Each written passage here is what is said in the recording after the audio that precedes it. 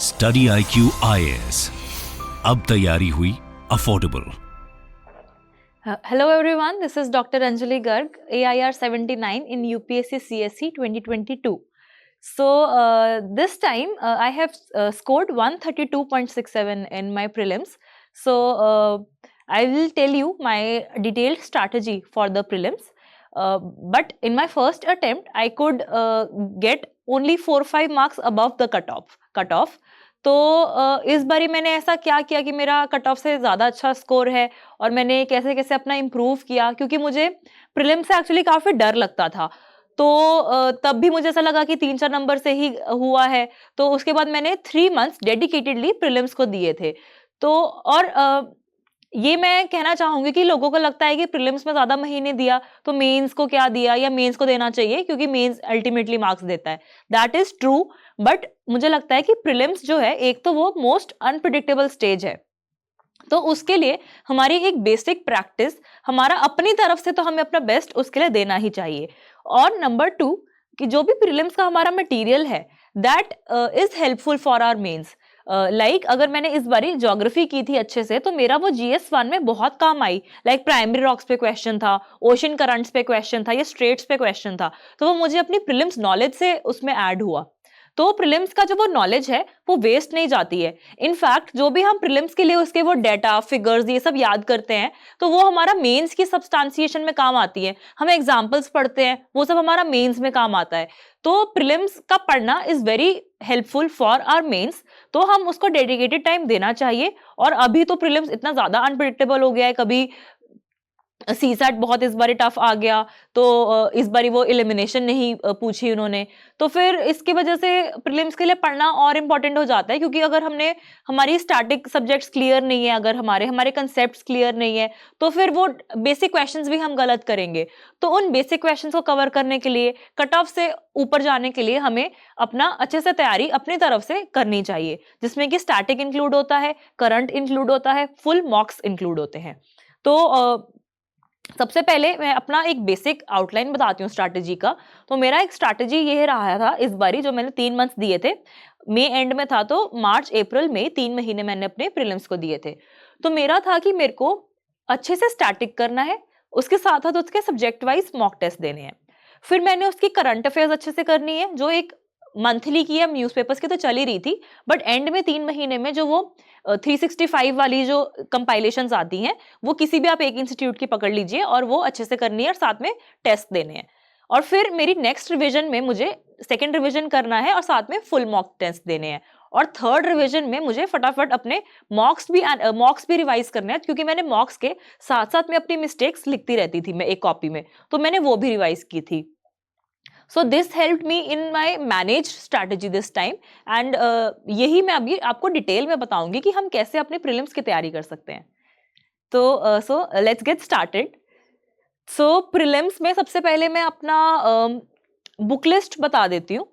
तो हिस्ट्री के लिए, मॉडर्न हिस्ट्री के लिए मैंने NCERTs बहुत पहले पढ़ी थी, लाइक 3-4 साल पहले, बट वो मुझे इतनी यूजफुल नहीं लगी। तो NCERTs को इतना भी हाइप नहीं करना चाहिए कि हर एक में बहुत जरूरी है, किसी किसी में जरूरी है, तो वो मैं आपको बताती हूँ। लाइक हिस्ट्री में तो मैंने स्पेक्ट्रम की थी,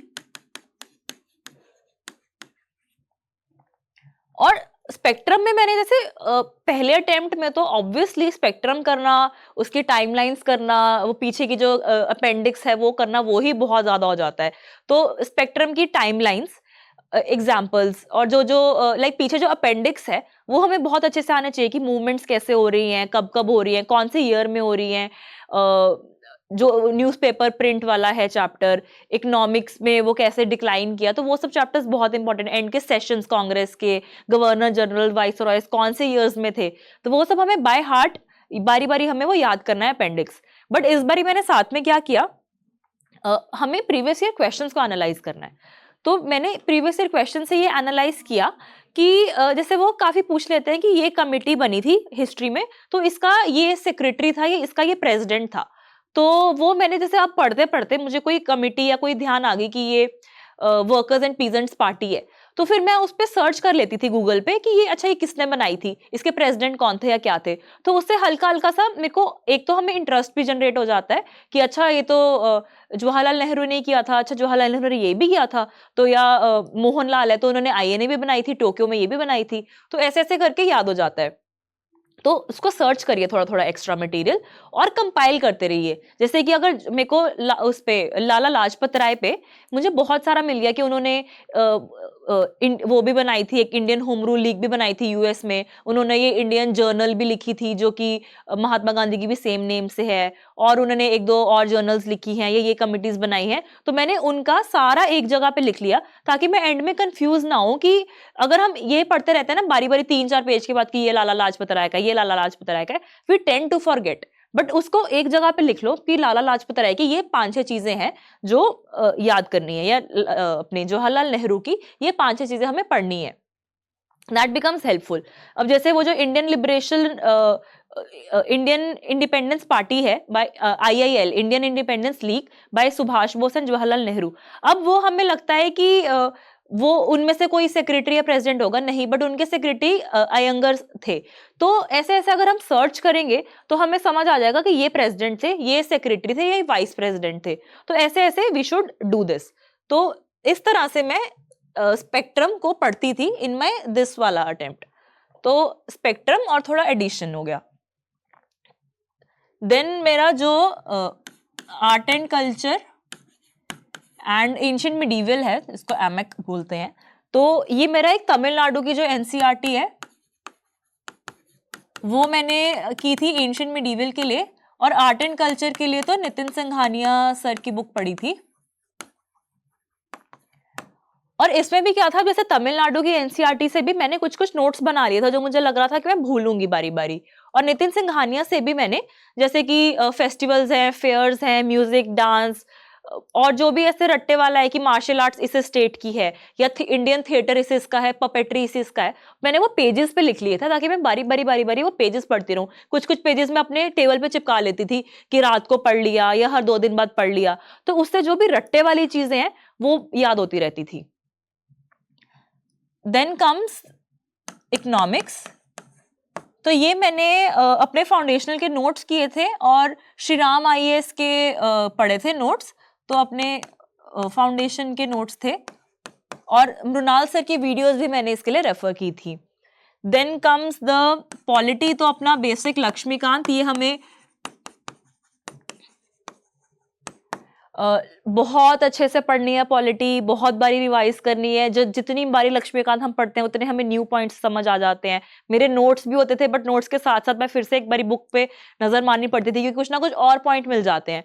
तो हमें एटलीस्ट ये बेसिक क्वेश्चंस नहीं गलत करने हैं। इसमें लक्ष्मीकांत के अलावा कुछ भी एडिशन की जरूरत नहीं पॉलिटी में। जो हम सब्जेक्ट वाइज मॉक देते हैं, फुल लेंथ मॉक देते हैं, उसमें हमारा बहुत मटीरियल ऐड हो जाता है, that we should include in our notes. फिर एनवायरमेंट में मैंने Shankar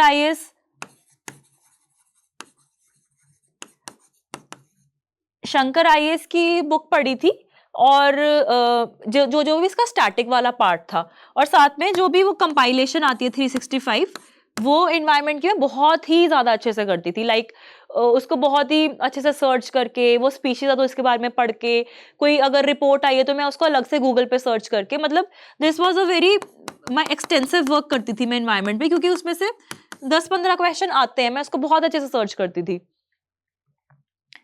then comes the science and tech, तो ये तो सारा इससे ही कवर हो जाता था करंट से। देन कम्स ज्योग्राफी, तो ज्योग्राफी एनसीईआरटी से जो भी फिजिकल ज्योग्राफी है, इंडियन ज्योग्राफी है, जो वो मैंने एनसीईआरटी से की थी, और कुछ कुछ या तो मैंने उसके नोट्स प्रिपेयर कर लिए थे या एनसीईआरटी से डायरेक्टली पढ़ती थी।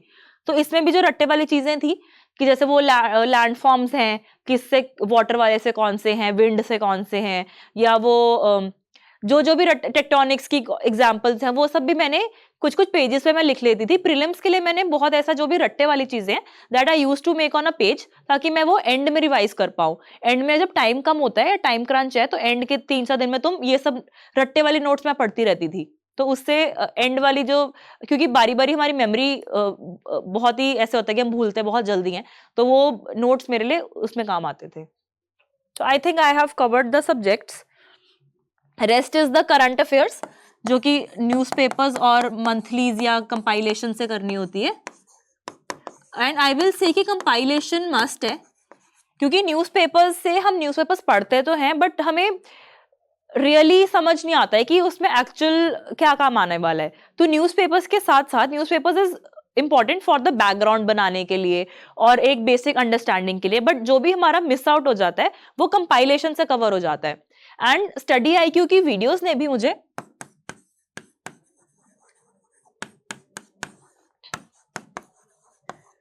स्पेशली इकोनॉमिक्स में भी मुझे काफ़ी स्टडी IQ की वीडियोस ने हेल्प किया, क्योंकि मुझे काफ़ी ज़्यादा ये इजी लैंग्वेज में लगती थी. जैसे अगर मेरा न्यूज़पेपर पढ़ने का मन नहीं करता था तो मैं वीडियो देख लेती थी कि मोस्टली क्या होता है वो बहुत ही हिंदी में आराम से समझा देंगे, तो मैं बहुत स्ट्रगल भी नहीं करना पड़ता समझने के लिए.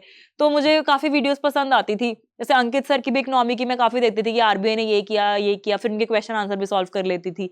तो हिस्ट्री के लिए भी उनकी काफ़ी अच्छी वीडियोज़ हैं.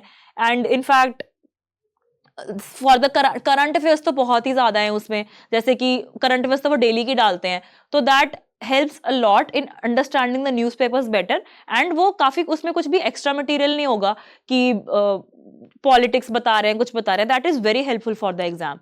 सो प्रीलिम्स के लिए तो मुझे बहुत ही ज्यादा अच्छी लगती है स्टडी IQ की videos. So these were my basic resources. तो अभी मैं ये बताती हूँ कि मैंने अब वो 3 मंथ्स को कैसे डिवाइड किया था and what was my strategy in that. तो मैंने अपने 3 मंथ्स को 3 पार्ट्स में डिवाइड किया था. I am a person of planning.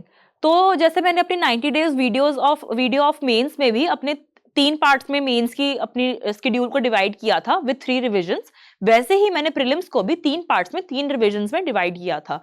तो मेरे को ऐसा लगता है कि मैं जितनी बार उसको रिवाइज करूंगी मेरा उतना ही बेटर रहता है रिजल्ट.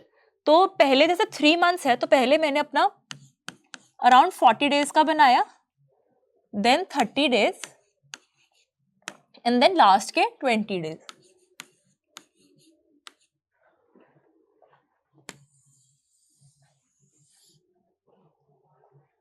तो पहले मेरे 40 डेज में मेरी फर्स्ट रिवीजन होगी, first revision in first 40 days.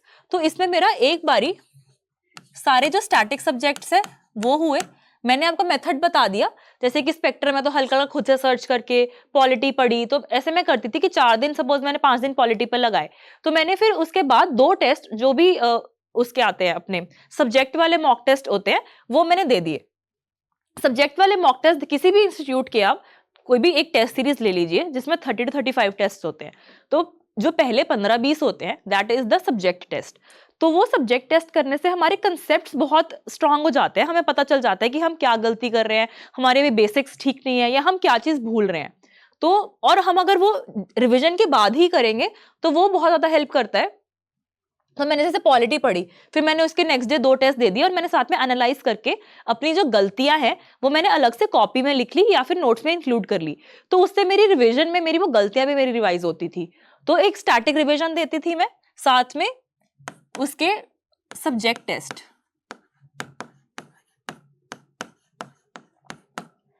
जब ये हो गया तो मेरी जो करंट अफेयर्स वाले सब्जेक्ट है like environment, science and tech, overall current affairs, then economy भी है, जैसे स्टैटिक प्लस करंट होती है, तो ये सब किया. साथ साथ में वही मैंने टेस्ट दिए सब्जेक्ट वाले.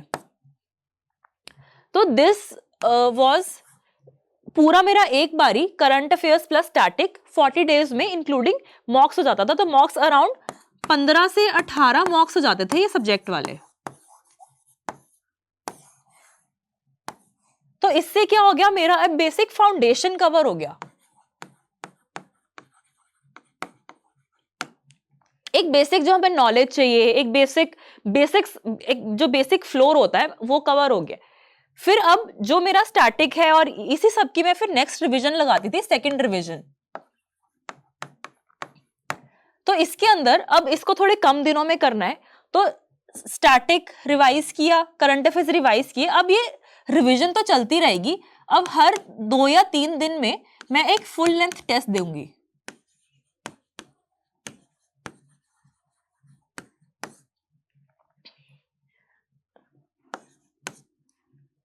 तो इससे क्या हो रहा है, अब मैं फुल लेंथ एक तो रिवाइज कर रही हूँ मैं स्टैटिक प्लस करंट, अपने शेड्यूल के अकॉर्डिंग तुम डिवाइड कर लो कि इतने दिन पॉलिटी, इतने दिन हिस्ट्री, इतने दिन जो भी, और फिर साथ में मैं फुल लेंथ टेस्ट देती थी। अब जो भी ये टेस्ट का मटेरियल है, अब जैसे आर्ट एंड कल्चर है, एंशिएंट मिडीवियल है, इसमें तो मेरा टेस्ट के वजह से ही मेरा डबल कंटेंट हो गया था, क्योंकि बहुत कुछ एक्स्ट्रा मिल जाता है। हिस्ट्री वगैरह में हमें बहुत एक्स्ट्रा मिल जाता है, उसके अलग से नोट्स बना लो, मेरे अलग से टेस्ट के भी नोट्स बन गए थे, क्योंकि इतना मटीरियल ऐड हो गया था। और वो पढ़ के एंड में कॉन्फिडेंस बहुत मिलता है कि मैंने कितना एक्स्ट्रा पढ़ लिया देन द जो हम एवरेज पढ़ेंगे। तो वो कॉन्फिडेंस बिल्डिंग के लिए बहुत जरूरी है। एंड में प्रीलिम्स में तो कुछ भी पूछेंगे, बट वो एक कॉन्फिडेंस बनाना भी बहुत जरूरी होता है हमारे इस यूपीएससी प्रिपरेशन में। तो उसके लिए काम आता है अपना मटेरियल ऐड करो, फुल लेंथ टेस्ट, और इसको एनालाइज करो कि मैं कौन से सब्जेक्ट में गलतियां कर रही हूँ। क्या मैं इकोनॉमिक्स में गलती ज्यादा कर रही हूँ, क्या मैं एनवायरमेंट में कर रही हूँ, मुझे किस सब्जेक्ट की ज्यादा रिविजन चाहिए। तो वो ये भी साथ साथ ये प्लान होता रहता है। और एक लिस्ट बनाना, मैंने अपनी सारे मॉक्स का एक पूरा पेज लिस्ट बनाया था कि टेस्ट नंबर 1 में मेरे इतने मार्क्स हैं, 2 में मेरे इतने मार्क्स हैं। तो देखो कि आर यू इम्प्रूविंग, क्या प्रॉब्लम हो रही है, कितने मार्क्स है रहे हैं। जैसे मुझे पहले अटेम्प्ट में तो थोड़े मेरे 90s 100s ऐसे रहते थे, बट इस बारी मेरे 110 120 ऐसे आते थे। क्यों? क्योंकि मेरी बेसिक नॉलेज थी, फिर मेरी मैनेज पढ़ाई थी, और मैं साथ साथ एनालाइज करती थी कि मेरा क्या सब्जेक्ट वीक है। जो सब्जेक्ट वीक है, जो मेरे कंसेप्ट वीक है, मैं उसको स्ट्रॉन्ग करती थी, तो उससे मेरे मार्क्स इंप्रूव हो रहे थे। तो देखो, एनालाइज करो तुम इंप्रूव कर रहे हो, और जो भी मिस्टेक्स हैं उनको लिखो और उनको रिवाइज करो। और mistakes not in the form of only पढ़ाई कि ये कंसेप्ट गलत कर दिया ये, बट मिस्टेक्स ये भी, जैसे मुझे शुरू में लगा कि मैं शुरू में पेपर को ज्यादा टाइम दे देती हूँ, बाद में फिर मुझे हल्का सा ऐसा होता है कि फटाफट करूं। तो फिर मैंने क्या अपने मिस्टेक में लिख लिया कि start the paper with equal speed and with a faster speed. तो मैं जब भी नेक्स्ट मॉक लिखती थी, मैं अपनी वो मिस्टेक्स हल्की से देख लेती थी कि अच्छा मेरे को शुरू से ही करना है। फिर मैंने लिखा था, जैसे मैंने कई बार हमें तुम्हें कॉन्फिडेंस होता है कि ये क्वेश्चन तो मुझे आता है, वो मैंने बहुत जल्दी कर दिया, तो मेरे वो गलत हो गया क्योंकि मैं ओवर कॉन्फिडेंट थी। तो फिर मैंने लिखा कि give equal importance to every question, चाहे तुम्हें वो आता है चाहे तुम्हें नहीं आता, उसको भी दोबारा देखो कि ओवर कॉन्फिडेंस में शुरू में ही नहीं मार्क कर दो। तो ये सब भी तुम्हें धीरे धीरे मॉक टेस्ट करने से एनालाइज होता है। सो मिस्टेक्स को हमने बारी बारी रिवाइज किया। So this was my second revision. And फिर जो लास्ट के 20 दिन बचते हैं उसमें थोड़ा सा हमें काम और चिल रहना चाहिए,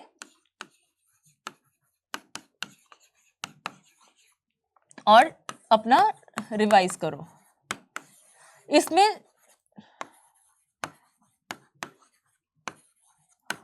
बहुत स्ट्रेस नहीं लेना कि सब रिवाइज होगा नहीं होगा, जितना एज मच एज पॉसिबल, क्योंकि हमने पिछले 70 डेज में काफी अच्छा 2 रिविजन्स दे दिया है, हमने फुल लेंथ टेस्ट लगाए। जैसे अब इसमें हमारे कितने 10 से 15 फुल लेंथ टेस्ट हो गए होंगे। तो इसमें अब 20 दिन में क्या करना है हमें, एक तो फुल लेंथ टेस्ट डेली या फिर एक एक दिन छोड़ के लगाओ, ताकि 10 से 15 फुल लेंथ और हो जाए, और जितने भी मतलब एटलीस्ट 10 तो हो ही जाए। तो इससे हमारे क्या होंगे, ओवरऑल 20 से 25 फुल लेंथ हो गए, 15 से 18 हमारे सब्जेक्ट हो गए, तो अराउंड 40 to 45-50 हमारे टोटल टेस्ट पहुंच गए।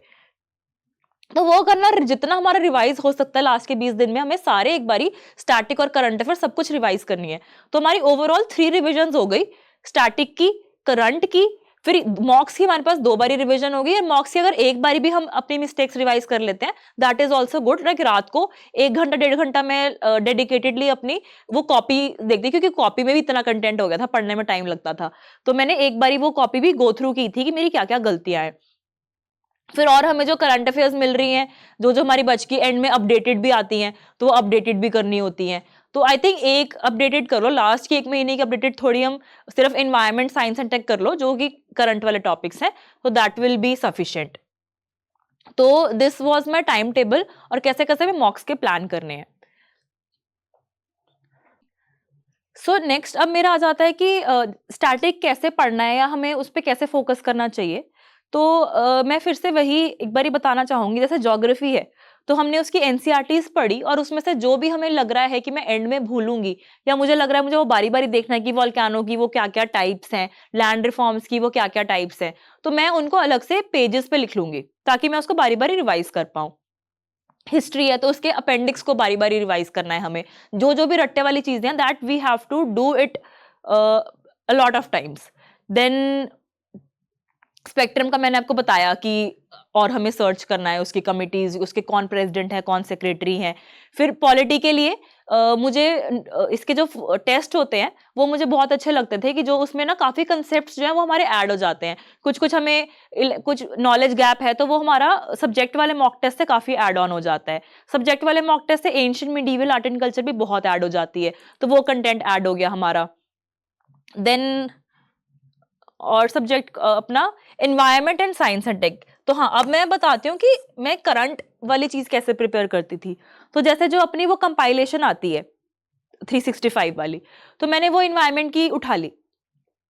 तो अब उसमें जो भी टॉपिक है, जैसे रिपोर्ट आई है आईपीसीसी की, तो मैंने आईपीसीसी का जो भी उसके अंदर एक पेज का मैटर लिखा है, बट मैं उसको फिर से गूगल पर डालूंगी, या तो मैं उसकी ऑफिशियल रिपोर्ट से थोड़ी बहुत फाइंडिंग्स देखूंगी, या फिर इंस्टीट्यूट्स की ही 2-3 इंस्टीट्यूट्स की पढ़ लो ताकि कुछ कुछ मटेरियल ऐड हो जाए। या जैसे वो इंडियन फॉरेस्ट स्टेट रिपोर्ट है, दैट इज वेरी इंपॉर्टेंट। बहुत पूछते हैं कि फॉरेस्ट पे क्या डिफरेंस आया है, कितना बड़ा है, कितना कम हुआ है। तो this analysis is all based on my previous year questions.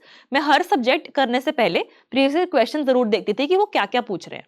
तो उससे मैं पूरी वो स्टेट फॉरेस्ट रिपोर्ट और अच्छे से सर्च करती थी कि कहाँ सॉइल ऑर्गेनिक कार्बन बढ़ रहा है, फॉरेस्ट फायर्स कहाँ बढ़ रही हैं, ये वो। तो वो भी मैं एक अलग से कॉपी पे नोट्स बना लूंगी। देन एनवायरनमेंट में और बहुत ज्यादा इंपॉर्टेंट हो जाता है वो स्पीशीज, उनकी आईयूसीएन स्टेटस। तो जो भी क्रिटिकली एंडेंजर्ड स्पीशीज हैं, जो स्पीशीज इन न्यूज हैं, वो सब भी मैं अलग से उनके लिए उनके नोट्स बनाती थी।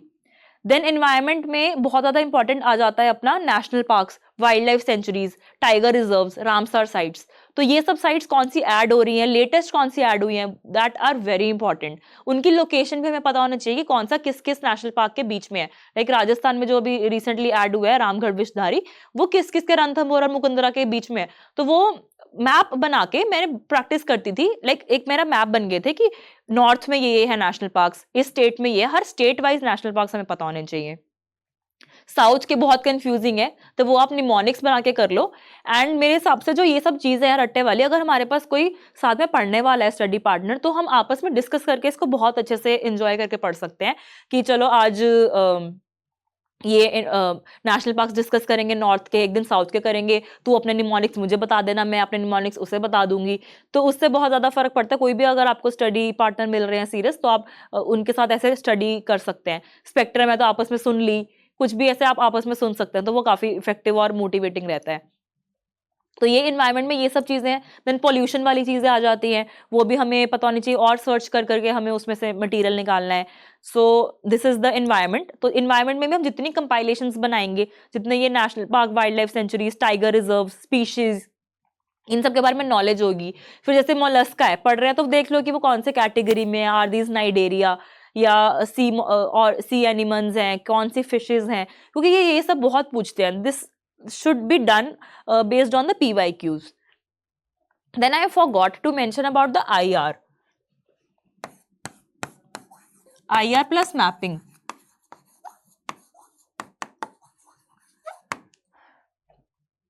तो इस बारी मैंने IR और मैपिंग भी ऐसी की थी कि मेरे एक फ्रेंड है, तो मैंने उनके साथ क्या किया था कि हम प्रीलिम से पहले मैप सोच लेते थे कि हर एक दिन छोड़ के हम ये मैप करेंगे और फिर आपस में डिस्कस कर लेंगे। जैसे कि माउंटेन रेंजेस पढ़ ली, रिवर्स पढ़ ली, जो जो भी यूक्रेन रशिया जब चल रहा था तो उसका सारा मैप देख ले, कौन कौन सा एरिया है वहां पे, कौन कौन से रिवर्स आ रही है, कौन सी ब्लैक सी में जा रही है, कौन सी कैस्पियन सी में जा रही है।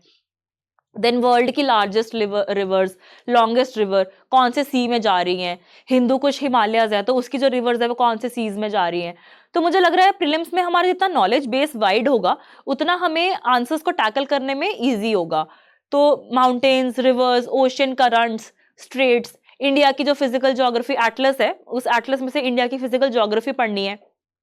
कौन कौन सी रेंजेस है, महाराष्ट्र में रेंज कौन सी है, वो सतपुरा के वेस्ट पे, ईस्ट पे कौन सी रेंज है, कौन सा एरिया है, कौन से ऐसे नॉर्थ टू साउथ माउंटेन्स जा रहे हैं, अपने ऊपर जो नॉर्थ की तरफ सारे greater Himalayas, Zanskar Ladakh ranges हैं, पीर पांजल रेंज है, उसमें कौन कौन से माउंटेन्स हैं। तो this should be done in details. Mapping important है, 2 या 3 क्वेश्चन आ जाते हैं। फिर इंडिया की स्टेट्स पे थोड़ा ना वैसे ही एनालाइज करो कि कौन सी स्टेट किस पे लग रही है, किस स्टेट पे मैक्सिमम लग रहे हैं। यूपी के साथ 8 स्टेट्स लगती हैं, तो मैक्सिमम है वो।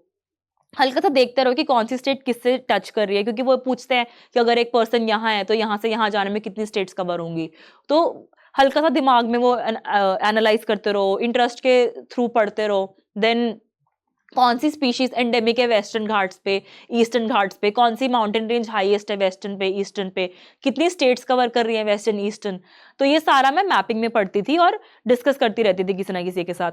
तो मैपिंग में ये हेल्प हुआ। आईआर में भी जो कंपाइलेशन आती है तो उसमें जो भी उसकी ऑर्गेनाइजेशंस है, बीमस्टेक है, सार्क है, एससीओ है, आरआईसी है, जो भी है उसके मेंबर्स हमें पता होने चाहिए, क्योंकि मेंबर्स पे वो क्वेश्चन आ जाता है। और जो रीसेंट सबमिट्स हुए हैं उनके मेंबर स्पेशली, लाइक G20 पे क्वेश्चन आया था कि ये 4 का ग्रुप है, कौन सी G20 नहीं है। तो ऐसे हमें मेंबर्स पक्का पता होने चाहिए, उसके हेडक्वार्टर्स पता होने चाहिए। फिर मैंने इसके सब नोट्स बना लिए थे कि कौन सी ऑर्गेनाइजेशन का हेडक्वार्टर कहाँ पे, मेरी एक वो कंपाइलेशन थी। तो आईआर में ऐसे हो जाता है। और इंडिया का किस कंट्री के साथ क्या प्रोजेक्ट चल रहा है वो पूछते हैं। अब अगर आप प्रीवियस ईयर देखेंगे तो इंडिया यूके पे पूछे हुए हैं कि ये कौन सी कंट्री के साथ ये पैक्ट हुआ है। तो मेरे को जो भी नॉलेज में आता था कोई भी कंपाइलेशन में या न्यूज़पेपर में, तो मैं लिख लेती थी एक जगह पे कि इंडिया विद यूएस ये पैक्ट हुआ है, इंडिया विद यूके ये पैक्ट हुआ है। तो उससे वो मेरी कंपाइलेशन बनती रहती थी। देन वट एवर कमिटी और रिपोर्ट यू कम अक्रॉस, तो मेरी उसकी भी एक कंपाइलेशन बनती थी। तो जो भी मैं अपनी कंपाइलेशन में जो भी अपनी कमिटीज पढ़ रही हूँ, मैं उस कमिटी को लिख लूंगी अपने एक नोट में। तो वो कि ये कमिटी इसके लिए है, ये कमिटी इसके लिए है, ये रिपोर्ट में ये रैंक है, ये है। और ये रिपोर्ट किसने पब्लिश की, that is important, the source. World bank की रिपोर्ट्स, IMF की रिपोर्ट्स, जो भी मेजर इंस्टीट्यूशंस हैं उनकी रिपोर्ट्स बहुत ज्यादा इंपॉर्टेंट होती है। लाइक UN की रिपोर्ट्स हैं, वर्ल्ड इकोनॉमिक फोरम की है, उसका हेडक्वार्टर कहाँ है, उसने कौन सी रिपोर्ट पब्लिश की, इन सब की हमारे पास कंपाइलेशन रेडी होनी चाहिए। तो this is about IR mapping compilations.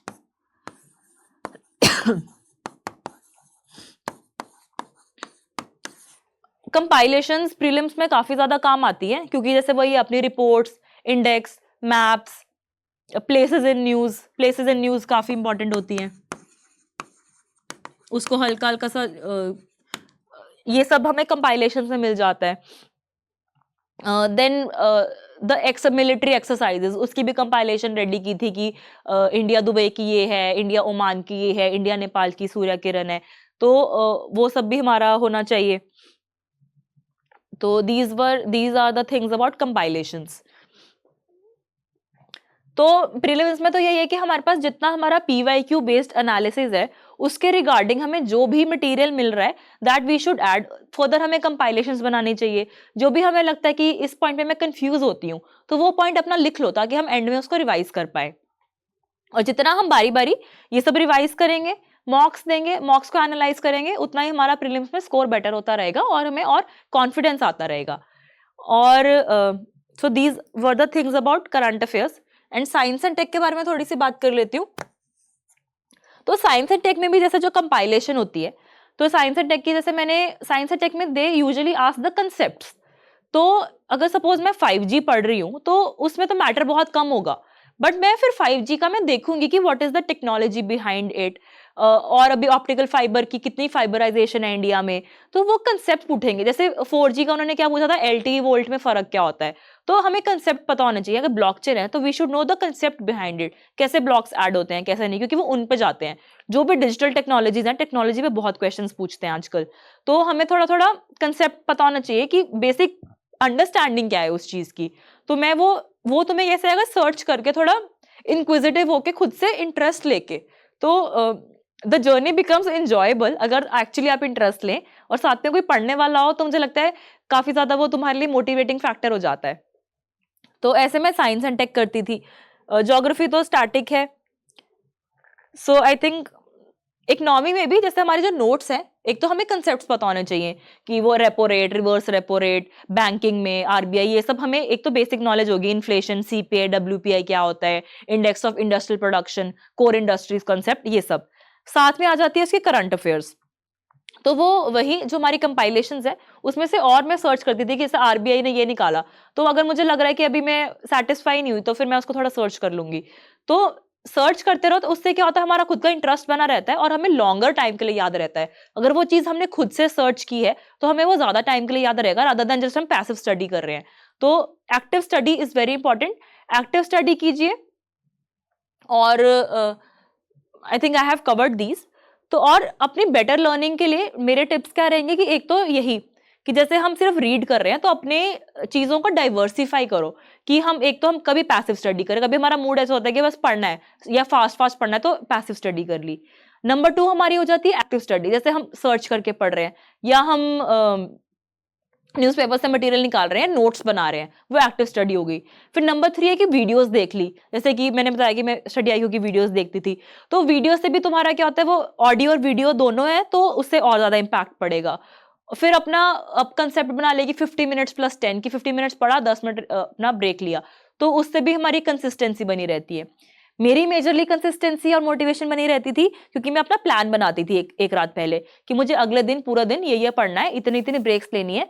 तो मुझे फिर गिल्ट होता था कि मैंने यार अपना काम नहीं निपटाया, और मैं अपनी ब्रेक्स भी शेड्यूल करती थी कि हफ्ते बाद मुझे ये करना है, या मॉक के बाद मुझे घंटा ये करना है, या मुझे थोड़ी एक्सरसाइज करनी है, या डांस करना है।